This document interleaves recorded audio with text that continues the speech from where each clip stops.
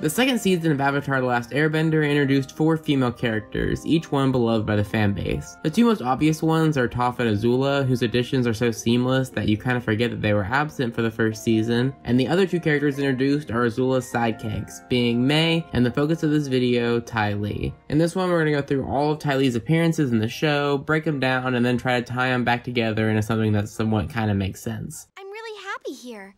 I mean, my aura has never been pinker.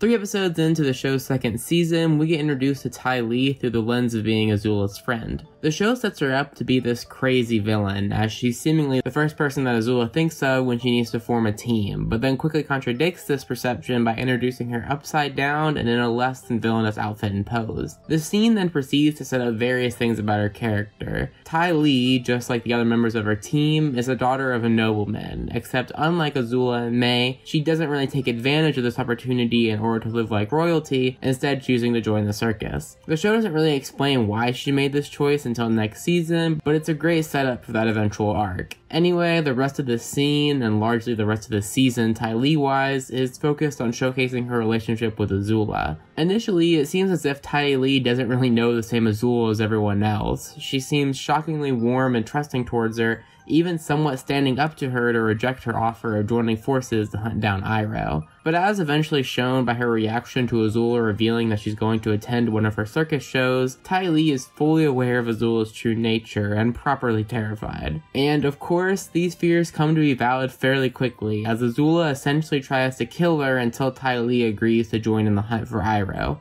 Except that, after a much more enthusiastic reunion with Mei, the hunt quickly becomes for the Avatar instead. And it's in this fight that we get the first idea of Ty Lee's combat gimmick. While she might not be a bender, Ty Lee is still a top-tier fighter in the show, largely as a result of her unmatched gymnastic ability and of course her anti-bending chi blocking. And while it's not an extended look in this episode, it still proves to be pretty terrifying. Nearly 2 seasons before energy bending is revealed, Ty Lee is able to take Katara, a pretty solid waterbender, and turn her into almost nothing. Luckily, Sokka is able to ambush them, but after Ty Lee effortlessly chi blocks Katara, she becomes almost entirely helpless. This ability of Ty Lee will eventually become more fleshed out, but for now, she almost immediately goes from random circus girl to true threat. Still, Team Avatar gets away, and Azula's hunt for the Avatar truly begins, with Ty Lee being roped in. Now, that's Ty Lee's biggest episode this season, but we still have a good chunk of appearances to run through before getting to season 3. Next up is Zuko alone, and it feels almost criminal how fast we're gonna go through this episode. The only real Ty Lee moment we have here is Azula pushing her out of jealousy as a child. Obviously, we already know that Azula is a bully and that Ty Lee knows this, but seeing Azula being a jerk to her from childhood helps reinforce the idea that while Ty Lee probably does actually consider Azula a friend to a certain extent, her decision to help the Avatar is one made because of fear. Anyway, in the next episode, The Chase,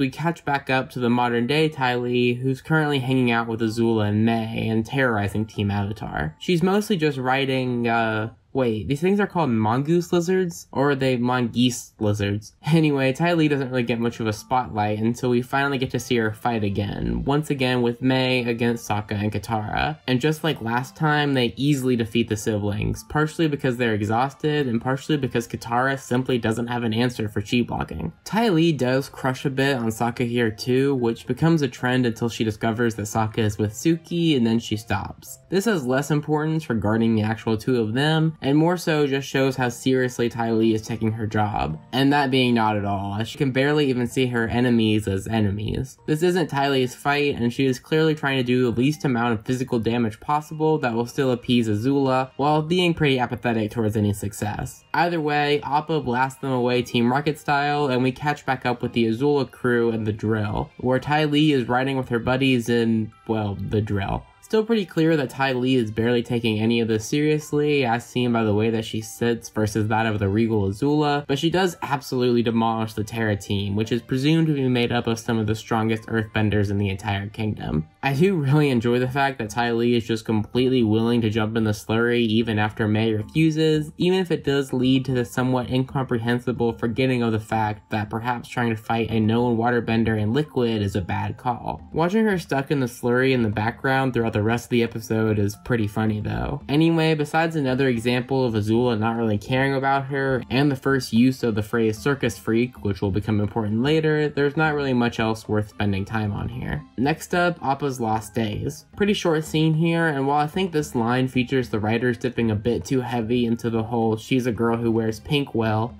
You're not prettier than we are. watching her fight some non-benders for once and similarly dominate is pretty neat. Ty Lee's a pretty big character in the last 2 episodes of the season after the reveal of her masquerading as a Kyoshi warrior along with May and Azula at the end of the Earth King. And if seeing Ty Lee in a Kyoshi warrior outfit wasn't enough foreshadowing for you, the guru opens up with this. It's terrible when you can't trust the people who are closest to you. Anyway, more classic cheerful cheering for Azula and taking out the main characters in one hit for Ty Lee in this one as we move into the season finale, The Crossroads of Destiny. We'll go through this one pretty quickly too, as I think we have a good enough framework to talk about the season 3 stuff, but just a few quick notes. The little dance stuff with Sokka is cute, as well as her harkening back to her circus days and trying to teach Bosco to walk on his front paws, although I do wish that we actually got to see her fight Toph instead of Azula stopping their first encounter and Toph just getting the jump in the second. Anyway, that's all you need to know about Ty Lee in order to understand her arc, which largely takes place in the 3rd season. Anyway, speaking of which, At least I'm different now. Circus freak is a compliment. alright, this is the big one. So if you're tired of me going through these episodes in a couple of sentences, don't worry, because it's time to talk about the beach. From the beginning, it already feels like it's going to be more of the same for Ty Lee. Her excitement for vacation stands out against all of her moody friends, and once they actually get to the beach, it mostly just becomes everybody crashing on Ty Lee. Hey, you need some help unpacking? Hey, that voice sounds kind of familiar. Skipping past what most remember from Ty Lee in this episode, things start to heat up thematically at the party, where the events of the beach largely carry over. Anyway, this is where we get the first important moment for her in this episode, being her conversation with Azula, where we get the only Azula apology in the entire series. Now, whether or not this apology is genuine or just an attempt from Azula to try to get Ty Lee to shut up is definitely up for debate, but there is no debate that Ty Lee's reaction is definitely legit. Despite knowing that Azula really doesn't care about anybody, Ty Lee still clearly looks up to and admires her, and the insinuation that she has something that Azula can be jealous of is huge for her. After some Azula shenanigans and Zuko moping, the teens make their way back to the beach for the most important moment for Ty Lee's characterization, as well as it just being one of the best written scenes in the entire show. All 4 Fire Nation teens get their own little monologue explaining their struggles in their childhood, but we're going to be focusing on Ty Lee's. After Zuko mocks her for being stuck in her own little world, finishing by calling her a circus freak,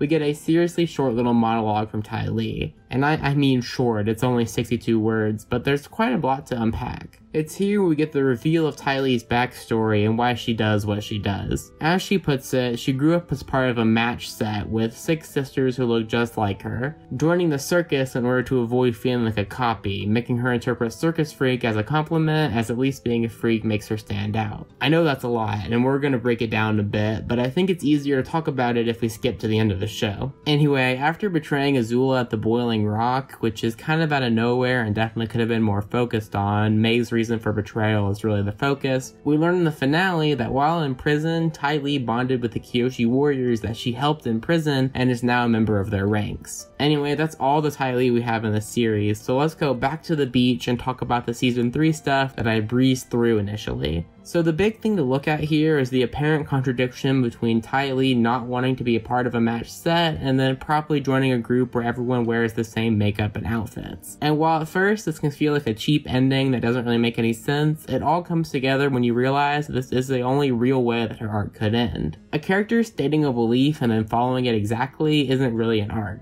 And while this isn't stated in the series, most of Ty Lee's story post-war takes place largely in the comics, there are enough context clues to understand why she would do this. After spending her entire childhood as a part of a match set that she didn't choose to be a part of and was unable to take a break from, it would make sense why she would resent the idea of being in that kind of group. But the Kyoshi warriors aren't like that, giving Ty Lee the chance to change her clothes and take off her makeup whenever she chooses, while still having the benefits of being in a tight-knit group. She realizes that while being a circus freak isn't a bad thing, neither is occasionally being a part of a match set. I think that Ty Lee probably could have been given more screen time overall. She's kind of in a rough spot in that regard, as she's the only Fire Nation character without a connection to Zuko, meaning that she often gets left out of things like the ending scene of the show. But who knows, with the Avatar Studios stuff getting closer every single day, it makes sense that we'll eventually see more of Ty Lee. I've always thought that the best spin-off would be about the Kyoshu Warriors post-war, so maybe now we'll actually get it. Either way, this has been AmpleSamuel, and I'll see you in about 1.8 million seconds with another video that doesn't have to try nearly as hard to not talk about clowns. Thanks for watching.